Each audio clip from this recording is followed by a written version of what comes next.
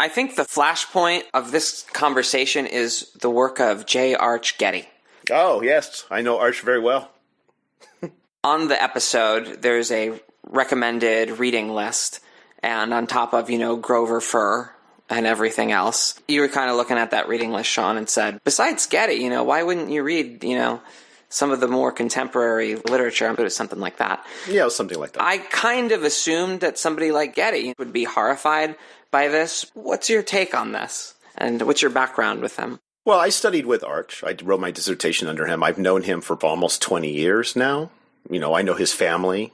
He's had a great influence on, the way I see Soviet Russia and the role of archival documents. I mean, he was one of the first to actually get into these archives. Another man named Gabor Rittersporn and a Russian historian named Viktor Zamkov were the first to write an article about the numbers in the Gulag system, for example, right after the archives opened. How does Arch see where he stands? I mean, on the one hand, I think the first thing you have to understand is that when he wrote The Origins of the Great Purges in the 80s, he was attacked mercilessly by people like Robert Conquest and others. He wasn't the only one, of course. Other historians that tried to look at the Stalin period from below or do a social history of it, that tried to decenter Stalin as an individual alpha and omega of this system, received a lot of criticism and a lot of unfair criticism as a result. And as the archives opened, the ironic thing of all these books, people like Lynn Viola, Arch Getty, Sheila Fitzpatrick, these revisionist historians, when the archives opened, the strange thing about it is a lot of their conclusions were confirmed. I mean, Arch maintained in The Origins of Great Purges that the amount of people shot was way below all of the numbers that, say, Robert Conquest suggested. And when the archives opened, indeed, it was about 800,000 people who were shot. If numbers matter to you, these numbers were always part of the debate and the back and forth. And like, oh, if you say there were less people killed, then you must be a Stalin apologist and all of this stuff. So that's a long way of saying that for him and the tradition and the milieu he came up in as a young historian, it was a very politically fraught one and very personalized as well. What he's told me about Furr, and I don't want to speak for him on this, but he says that Furr actually knows the documents really well. He just makes strange conclusions from them. Like his Khrushchev book, which granted I haven't read, I've only read about. I don't read his stuff. The basic fact of Khrushchev lying isn't wrong. His speech denouncing Stalin was a totally personally political move on his part. Right. But that doesn't mean that everything he said was completely off base and made up, right? The ironic thing about Khrushchev denouncing Stalin is that Khrushchev was in charge of Moscow during the terror. Like, my God. Khrushchev was in charge of running Ukraine during recollectivization after the end of World War II. Like, none of these Bolsheviks are nice guys in Stalin's circle. They all have blood on their hands in a variety of different ways. Right, that's an interesting thing that keeps coming up when they're debunking people like Conquest, right? They go ahead and they push back against a number that's obviously not true, right? Say the idea that 8 million people were arrested during the purges, right? Mm-hmm. But then there's always this leap of logic that reveals that, this isn't about historical scholarship, this is about political defense of Daddy Stalin, right? Because they'll say, 8 million people couldn't have been arrested during the purges because there were only 8 million industrial workers. I mean, I don't know that that's the case. I haven't looked at the numbers, but it doesn't seem like the Soviet Union was majority proletarian at that point. No, not by any means. If the purges are being conducted against the so-called kulaks, right? Yeah. Then how does your number of 8 million industrial workers make sense? Unless you're admitting, right, that there were proletarians who were purged, which is a whole different issue that you're then bringing up about yourself, right?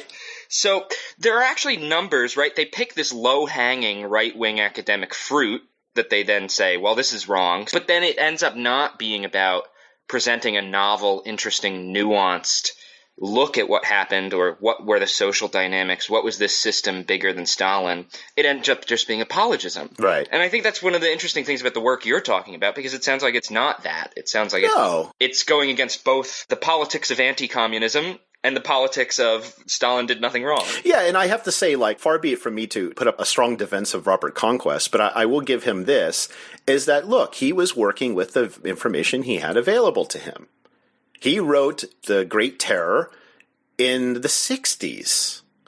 He didn't have archival documents. He only had memoirs, he had hearsay, he had newspapers maybe. He didn't have the information that, say, somebody working in the 1990s did. I mean, neither did Arch when he wrote The Origins of Great Purges. The problem with Conquest is that after the archives opened, he didn't really revise his view.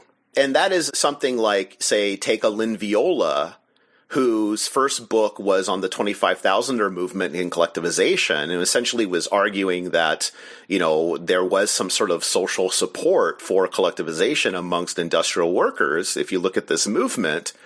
Now, her latest book is looking at perpetrators in the NKVD. Like, she's gone the completely opposite direction, or like her book on special settlements of dekulakized and where they were dumped in the middle of Kazakhstan or southern Siberia. So, people like Arch, people like Lynn Viola, people like Sheila Fitzpatrick, I mean, they're historians. And honestly, like, after the collapse of the Soviet Union, like, what is politically at stake anymore? Russia of the early 20th century is like an alien world compared to us now. Right. Yeah, that's what's the most mystifying about it. Why they have to, like, uphold what they say is, like, the Marxist-Leninist line. It's very bizarre. They'll often say stuff like, well, Stalin didn't really actually have any, like, unique contributions or whatever. That's why it's Marxism-Leninism. Stalin was just, like, a codifier. It's like, well, what are you even defending? Like, I could say, like, on some level, like, uphold and defend, say, like, Lenin or Bukharin or Trotsky, in spite of their, actual, like, political successes or failures or their effect on history, because they do have, like, original theoretical ideas to contribute to Marxism. Like, if Stalin doesn't even have that, like, what is there to uphold and defend? The legacy of the Soviet Union that eventually collapsed. And well, the other thing too is like, well, Stalin kept the bureaucrats in line, which I feel like there's some truth to that. But like, what does it say that like this completely independent of Stalin, like this bureaucratic thing just emerges out of the mists to like overwhelm the socialist society and control it for most of its existence, except for the period where you had like the mustache man to discipline it. Like, what does that say? Like, this shit just raises way more questions than it answers. But it continues this like Stalinoid style of like liturgical, like because of A, then B, and therefore C. And so the matter's settled. And if you don't agree with me, then you're just like a secret capitalist or whatever. I don't know what this kind of Stalin obsession is. I mean, granted, look, I spent a lot of time reading about the 1920s and 1930s in the Soviet Union, but not to either defend or condemn that system. I mean, if I would step back and, judge it morally, I mean, my God, yeah. Taking people, beating them up on false pretenses and then forcing confessions, and then taking and putting a bullet in their back of their head is morally an awful thing. Even from just a Marxian perspective, right? Well, when we're getting into the minutia of how should political purges have been carried out, I just think to the fact that, well, the Paris Commune burned the guillotine in the streets. Right. Mm-hmm. And Marx was happy about that. Yeah, and look what happened to them. How long did they last? There's a funny story I was, never mind. No, come on. Funny story. I would like to hear the funny story. Oh, okay, yeah. So there's a book called Revolution on My Mind by Jochen Hellbeck. It's a fascinating book. It was published in the early 2000s. And it's based on diaries. And what Hellbeck was after is tried to see if there is a kind of Stalinist identity within the population. Mm. And he did this by looking at diaries, people writing for themselves. And he found some really interesting things about what is a Stalinist subjectivity. And how that Stalinist subjectivity was sometimes even more Stalinist than Stalin, which is a fascinating, historical study. And there's been lots of stuff done in response to that over the years. But anyways, I remember being at a presentation that Hellbeck was giving because he actually, one of the guys that he focuses on is a man named Stepan Polubny, where he got his diaries from the 1930s. And this guy Polubny was still alive in the 1990s. So Hellbeck interviewed him. And, had him talk about his diaries and what he remembered and all this stuff. He was showing the video of this interview he was doing with this guy. And there was this really interesting moment where they were talking about perestroika and the collapse of the Soviet Union. Polubny says, unprovoked, it just goes to show that Stalin was right, and he didn't kill enough enemies of the people. And Helbig was like, what do you mean by that? He said, well, Gorbachev was the grandson of a kulak. And look what Gorbachev did. Yeah, it's in the blood. Well, of course. It's class essence. Well, that actually reminds me of something else I found funny in the Proles of the Round Table episode. There's a part where they're going, well, obviously Stalin needed to kill all those people in the Red Army, right? And their backup for this is they quote Goebbels' journal, and they quote Hitler, saying, like, Stalin's in a more powerful position after doing that purge of the Red Army. So you've got this admiring quote from Hitler that they just take literally. And I mean, frankly, people who identify as Marxist-Leninists tend to call people fascists left and right. And then they just take Adolf Hitler at his word on this one thing because it says Stalin did the right thing, purging the Red Army. That's actually something I wanted to ask you about, was not only your opinions on these sort of ideas that say, Trotsky was a fascist or what the hell ever, right? Which I have my huge criticisms of Trotsky, right? But that seems a little bizarre to me. And then to kind of pivot from Trotsky, I think we could talk a little bit about the treatment of Jews in the Soviet Union under Stalin. But just to start, I mean, the accusations that were made against people like Bukharin, against people like Trotsky, I mean, was there truth to these? No. I mean, in terms of trying to organize some sort of counter-revolution or spies for Germany and German fascist, Trotskyist, Bukharinist, Kamenevist spies or something like this? Right. I mean, the more adjectives you string on there, the less sane you sound to a normal person is something these people don't realize. They might as well have just said Trotsky went home to his home planet. It just speaks to the mentality of the time and the way they saw the world. I mean, that's the more horrifying thing, is that they, in their own logic, could link all of these disparate political forces, the right-left conspiracy, right, in a chain of a mass conspiracy. Gabor Rittersporn, who is a colleague of Arch and a very lovely man in general, some of the things he wrote about was the omnipresent conspiracy, that these people in the government, all you have to do is open a newspaper at the time, in the 30s. I mean, there are conspiracies everywhere. There are wreckers. There are kulaks. There's the party member wearing the mask that needs to be unmasked. There's the right-left conspiracy. There's the Trotskyist, Bukharinist, Japanese fascist spies. I mean, I don't know what there is to defend there, but it looks like a government that's perpetuating a mass psychosis. Right, and the Proles of the Round Table even say stuff about how, the show trials couldn't possibly be show trials because they were so meticulous and they took so long and there's 800 pages of documents. Yeah. As if that wouldn't be part of the ideological ritual that's taking place. And that's the thing, it totally is. Well, we all know that the amount of pages something has is how true it is. That's what, all Stephen King's novels, those are all true. You can't just make something up for 800 pages. I mean, the fascinating thing about all of this stuff in the 30s and all of the horrible and violent episodes is that they kept records in all of this. They weren't shy about what they were doing. I mean, granted, they weren't releasing these to the public, but internally they were creating these documents. And thank God, because we wouldn't know if they didn't keep such meticulous records in many respects. But in terms going back to a Trotsky, I mean, in my view, Trotsky's main crime is just being kind of an asshole.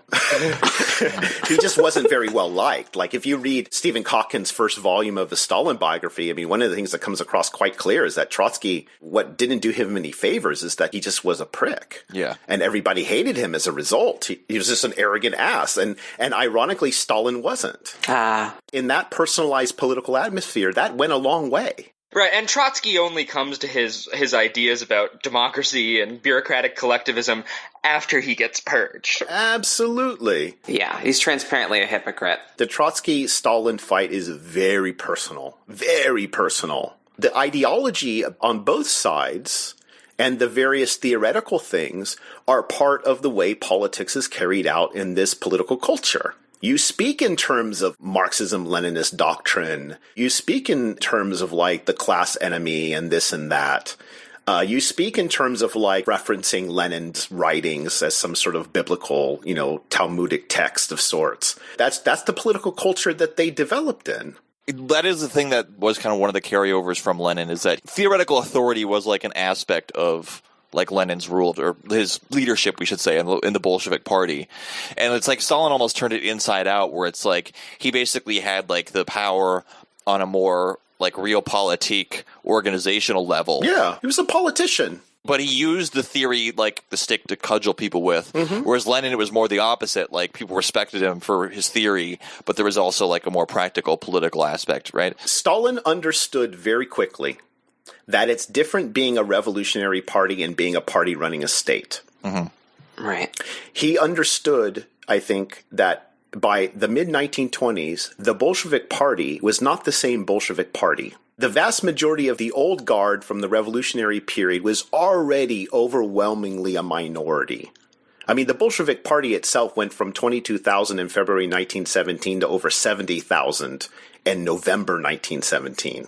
The old guard is already eclipsed by a new generation of people who aren't from the underground, who are half-literate, who maybe are Civil War veterans, who come from the factory floor, like people like Yezhov, for example, who was a metal worker, who are more practical in the sense they don't really understand or care about theory. They care about work. I mean, one of the things that got Yezhov such a skyrocketing career, and the social mobility in the system and the party in general, is your ability to be, as Yezhov was referred to, as a good party worker. And as a result, by the mid-1920s, Stalin's politics and the politics of regional party secretaries begin to converge, because he's calling for more power to party secretaries while Trotsky's calling for more democracy. And party secretaries out in the countryside, that's the last thing they want, is more democracy, because they don't want to listen to those people who are below them. They want to get through all of the disagreements and move forward. So Stalin gives them the blanket to start cracking heads and get rid of these quote-unquote Trotskyists. So you get this convergence in the mid-1920s of political interests in the center and political interests in the periphery by, the Stalin group, the anti-Trotsky group, one may say, and the political interests in the periphery. And as a result, the Trotskyists and whoever else aligns with them lose, because they're fighting a different fight at this point. I want to be respectful of Sean's time, so maybe we should pick a few more main points on this that we want to hit, and then wrap it up. I'm always willing to come back, too, if you want. That would be awesome. The ethnicity questions would be really great to take on when we're talking about somebody like Stalin, who there's actually a case there. They don't say it outright, but there's a little bit of a thing where they're like, was Stalin really a white man? Yeah, was Stalin really European? Is this a... But wait, let's not even open that can of worms, right? Okay. I mean, there is a famous left book saying that Stalin was as brown as the Georgian earth, but we won't go there. Yeah, because you asked about Jews. I can speak about ethnic policy in general, but the Jewish case is actually quite interesting, because there's a wonderful book that actually just came out about anti-Semitism in the Russian Revolution. And I just interviewed a guy about Jews in Belarusia in the 1920s, but what's really interesting about Jews is that, on the one hand, the revolution emancipates Jews in the Russian Empire, in the Soviet system. Jews do make a disproportionate amount of members of the elite of the party. They don't dominate, but they're overrepresented per their population in the former Russian Empire. There's ethnic policy, nationalities policy, that in the beginning allows Jews to have a fairly autonomous political organization, though they eliminate that in the mid-20s. But they do allow, as part of its ethnic policy, to have things like Yiddish newspapers, allow for autonomous cultural space, things like this. And there is a state-sponsored campaign, particularly in the late 20s and early 30s, against anti-Semitism. However, you do have these very strange things with Soviet ethnic nationality policy, and that by the late 1930s, nationality policy takes a turn to a more Russifying, to the point of ethnic cleansing for a lot of the borderland groups. And within that context, you have the creation of this Bitter-Brjan experiment, this Jewish homeland in eastern Siberia, which is just a very strange phenomenon. Right. The Jewish Autonomous Oblast. Yeah, which, at the time, you had thousands of people from all over the world moving to, because it was seen as finally Jews are given a state or some sort of autonomous region of their own. And that is totally consistent with Soviet nationality policy in the late 1920s and 1930s. Well, it was more consistent than they were willing to be. There was a while that Stalin didn't consider Jews to be a historical nation. Is that correct? Right. Well, see, that's the thing. Soviet ethnic policy always had this strange contradiction embedded in it. On the one hand, it saw for backward nationalities, of which Jews weren't one of them, Jews were considered one of the more advanced nationalities, they needed to become a nation first. So, for example, this is best seen in Central Asia, where you get the actual creation of languages. Like the Turkmen language is a completely artificially created language by Soviet officials and ethnographers and others. You get the creation of literary canons, like the literary canon of Ukraine, or the literary canon of other ethnic populations within the Soviet Union. You get newspapers. You get even representation in Soviets based on ethnicity. And in the early 1920s and 1930s, you have an affirmative action program where people of non-Russian ethnicity actually go ahead of Russian ethnics in terms of jobs, education, and things like this. So on the one hand, you have this promotion of nationality in culture. At the same time, you have repression of nationalism. And this is the idea of a nation state that is separate from or distinct from the Soviet Union.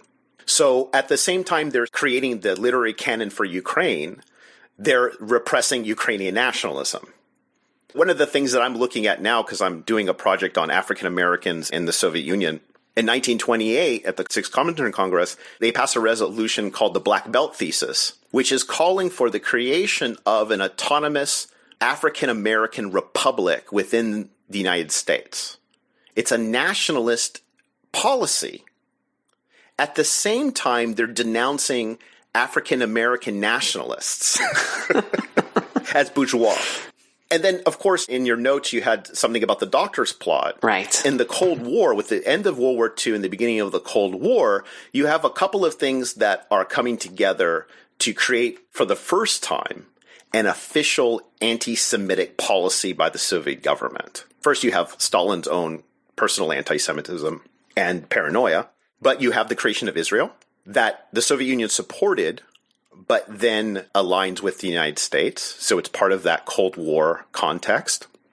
You have the Holocaust, which in the memory of World War II in the Soviet Union is not considered a distinct event that's separate from the loss of Soviet citizens to Nazism.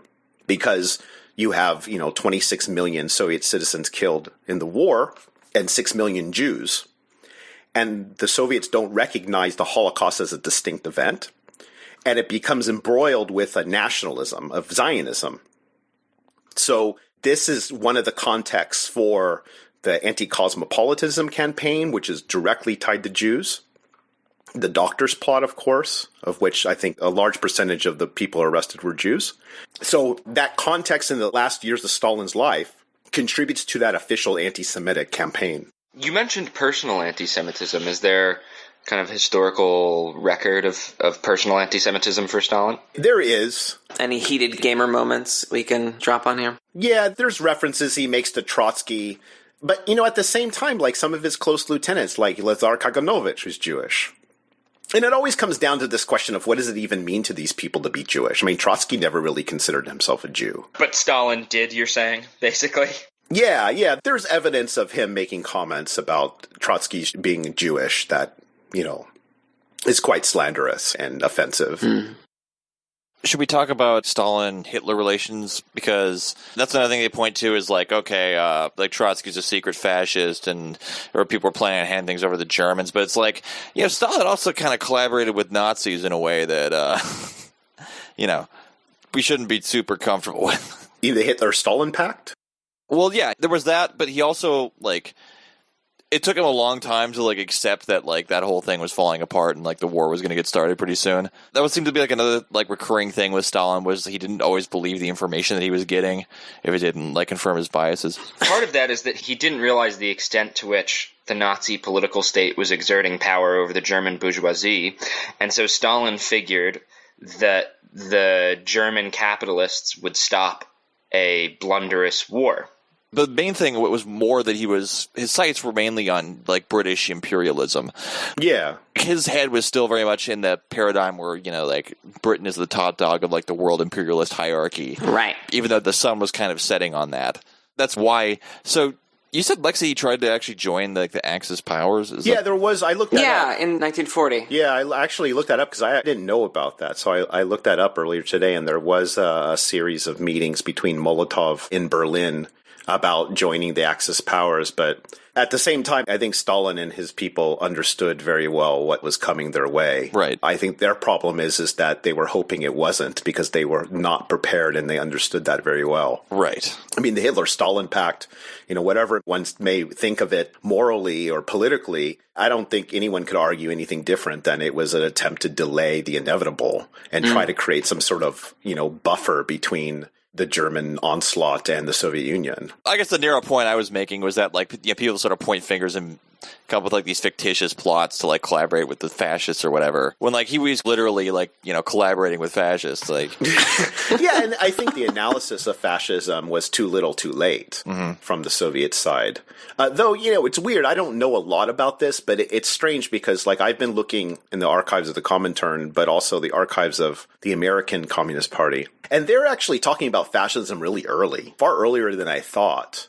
So I don't really understand, I don't have my head fully wrapped around the third period and why they make this social fascism thing the focus of their obsessions, where at the same time they're speaking very clearly about fascism in Italy and fascism in Germany and fascism in Eastern Europe. So I don't know. Yeah, my memory on that history is a little bit fuzzy. It's something I'd probably have to revisit. Well, it's confusing. I mean, because their concerns aren't just Germany, right? I mean, not only do they have a fascist state, the strongest state in Europe, in Germany, they have Poland, they have Romania, they have Hungary, they have Bulgaria. I mean, they have fascist or right-wing authoritarian anti-communist states. Finland is another one, along their entire western borderlands. Mm-hmm. Oh, the Baltic states is another one. So for them, it's the way they see it is that they are seeing fascist plots everywhere. And then, of course, there's Japan, which is a whole nother issue. Yeah. But for them, their concerns aren't just Nazi Germany. They're very, very, very concerned about Poland. They spend a lot of time talking about Poland, for example.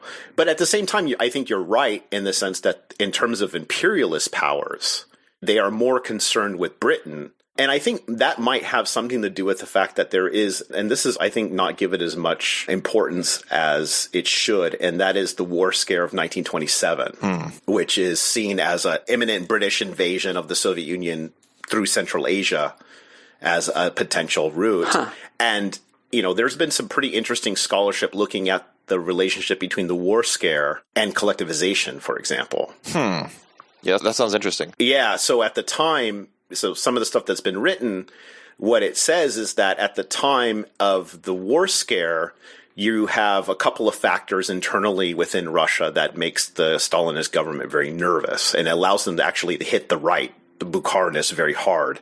And that is, you have a poor harvest in 1927. You have growing mass unemployment in the cities amongst the base of the party, which is industrial workers. You have police reports coming in from the countryside talking about how peasants are hoarding grain. There are rumors of a war coming. They are not going to fight for the state. All sorts of stuff that they're basically showing that they're going to withhold grain. And then the international pressure of the potential war. And one scholar has suggested that this is one of the reasons why they take this hard line in 28, basically to seize grain. Right.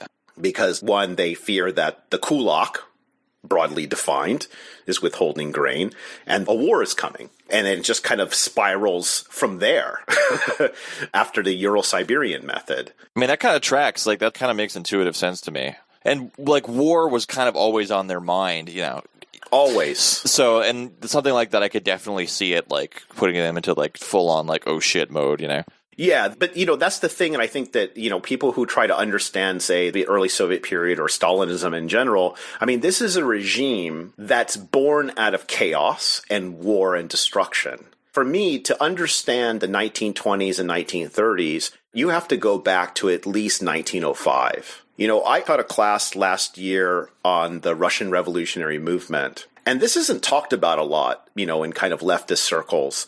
And that is, we put a lot of emphasis on like the Marxist, the social democratic wing of the revolutionary movement. What we don't actually focus on is the amount of violence that was used by terrorism. Yeah. From 1900, I think, I might have my figures wrong, but from 1900 to 1914, there are over 17,000 victims of terrorism from the revolutionary movement. And this includes not just like blowing up and shooting cops in the street. This is bank robberies by a whole set of revolutionary organizations. The Socialist Revolutionary Party has a special wing dedicated to terrorism. In 1905 and 1907, it's an incredibly violent affair. In the sense of not only do you have revolutionary violence, you have peasant uprisings where they're sending the Tsarist military to basically bombard villages to suppress uprisings that last until 1907. And then you have a war breakout in 1914 with millions of refugees. And then you have the revolution and civil war. I mean, if there's any lesson, I think, that we as leftists should take from the Soviet experience is to really understand and not romanticize revolution. Mm-hmm. Because that society was broken. In the 1920s, I just looked this up yesterday, there were 7 million homeless children in Russia. And then, famine, disease of the Civil War period. And so you have this party that their tradition is more on making revolution than actually constructing a society, is taken power by a coup with popular support, but has a very tenuous grip on power, and violence is one of the ways in which you govern. So. Yeah. Does anybody have any other? I mean, I have rabbit hole portal under the name Holodomor here that we could open, but God, that part of the episode was so fucking boring. I mean, oh my God. It was about an hour of calling all those sources Nazis and fascists. And, look, I don't know much about the famine in Ukraine, but I know that when you listen to real-life Holocaust deniers, what they'll do is say that all the sources of the numbers in the Holocaust were all like Jewish communist lies. What's the controversy over the Ukrainian famine? I mean, 5 million people died of starvation because the Bolsheviks extracted the shit out of the countryside. Well, they took everything. The claim that's being put forward here is that this isn't comparable to the Holocaust, and any idea that there was some kind of political, national, ethnic prejudice that went into targeting that famine is a fascist Nazi lie. There's an internal left culture war basically about whether it was a genocide or not. Yeah, I don't agree that it was a genocide either, though. I don't either, but I think that misses the point. It's like, oh, was it a genocide? Was it not? It's like... Oh, I see. So everything hangs on that question. They use the debate about whether it was a genocide, right? So it's like, do you think that the term that actually refers to, like, targeted ethnic trying to wipe people out, right, should be extended to this thing? That becomes a distraction debate from, did the Bolsheviks do horrible things in Ukraine? Do they also consider the famine in the lower Volga and in Kazakhstan at the very same time? That actually plays, that's what the most erudite, not even just apologists, but communists will say, is that, look, the best evidence that this wasn't like a nationally targeted thing is that this is a broader famine than the area that was supposedly nationally targeted. I mean, it's a weird logic because, millions of people still died. Because of Bolshevik policy. Yeah. Well, no, Stalin doesn't control the weather, so... I think there's an argument to be made, not that it's comparable to the Holocaust, but it's like a core periphery thing. And if you care about imperialism, you have to also look inside nations and look at the core of a nation and the periphery of a nation. Mm-hmm. And there are like backwards territories that get the shaft. That's what happens. Well, one of the things it sounds like in this kind of weird defend Stalin debate, there's a kind of forgetfulness of the multi-ethnic aspect of the Soviet state. And particularly, what it's trying to do in Central Asia, in Kazakhstan in particular, and trying to make a nomadic people sedentary, and the total disaster that accompanies that. I mean, if people really wanted to make an interesting kind of discussion about this, it would be look at the Russian treatment of Kazakhs, even going back to the 19th century into the Soviet period, and say the American treatment of Sioux Indians, which they use a lot of the similar techniques. Right. There's actually a great book out about this, comparing these very two peoples. And both systems are, whether Tsarist or Soviet and American, are using similar types of methods to deal with nomadic peoples that they see as inferior and backward. Which book is that? The author is Stephen Sable. I have an interview with him somewhere on my site. Right. So what's interesting is that on the Proles of the Round Table podcast, they go, well, Stalin's Soviet Union maintained the languages of the indigenous people, whereas the Americans used schools to teach them English. I mean, so what? I mean, they had different nationality policies because they're in totally different ethnic contexts. Russia's relationship with the ethnic groups from the 17th century is totally different than American settler colonialism. It's just not the same. Yeah. It doesn't make any sense. Like, to use this kind of whataboutism to try to make Russian imperialism better is just kind of foolish because, of course, it's different. There are different historical and political and economic conditions for Russian expansion.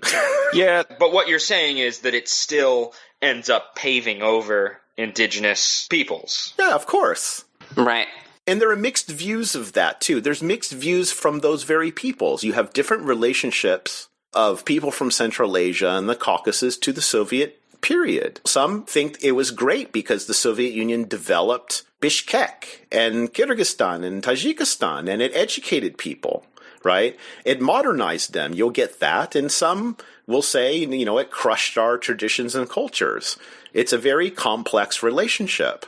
Ukrainians have a different, because the famine, and the famine being a major trauma for the development of their modern national identity, they have a different understanding of the Soviet system than, people in Uzbekistan do, or Kazakhstan.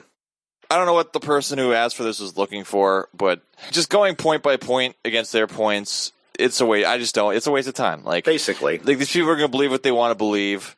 My advice, read some other stuff that's not Grover Fur or sex pamphlets. Yeah. Make up your own mind. You're pretty smart. You'll figure it out.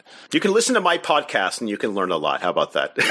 Yeah, that's a good time for a plug. Yeah, listen. Yeah. This is a SRB podcast at srbpodcast.org. Patreon is patreon.com/Sean's Russia blog, SEANS. Yes. And, it's kind of funny because on that podcast episode, they say virtually the same thing, just read and make up your mind for yourself. But yeah. I think there's a qualitative difference going on.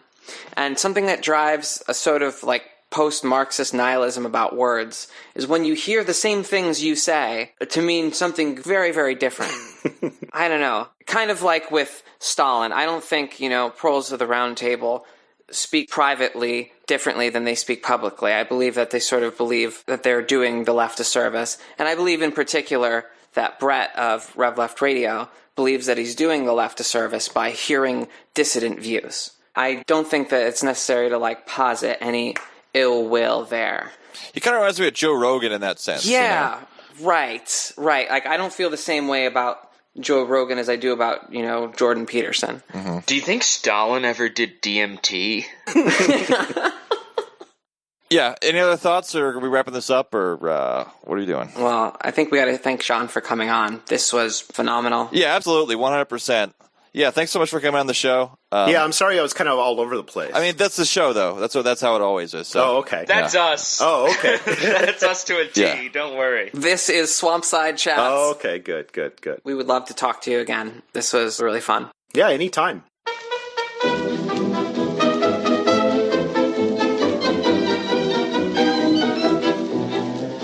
Как-то вечерком с милой шли вдвоем, а фонарики горели. И при виде их на момент притих, и сердца наши замляли. Люди в масках, в разных касках дружно начали плясать.